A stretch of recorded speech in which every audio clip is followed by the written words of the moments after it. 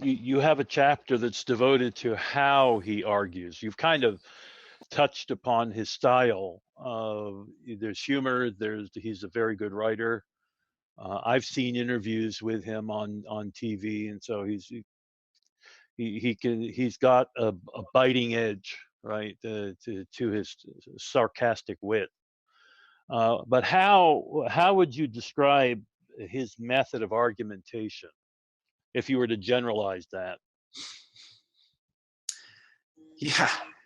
Well, I would, there's not, there are people who are logicians or, people who do particular styles of debate or things like that. I don't think that he would say, well, I adhere to this particular, formal style of debate or argumentation.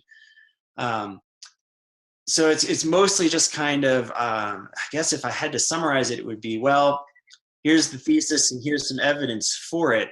But it was frustrating reading his book, honestly, in a lot of respects. And my wife can tell you, when I was doing a lot of the research for this book and reading a lot of Dawkins stuff, she could tell you how frustrated I got, because there would be things where he'd say something and I go, well, that's already been dealt with in theological circles. Like there are answers to that. Why aren't you addressing that?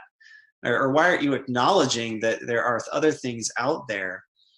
And again, one of the things I talk a little bit in the book about this is that when you pick up a book and you read it, and you're someone like an expert, like Dawkins is, he's a really smart guy, and you're an expert, and you are kind of parlaying that expertise, and you're asking the reader to kind of trust you to a certain extent as an expert in this field. I think you have to hold that trust very carefully.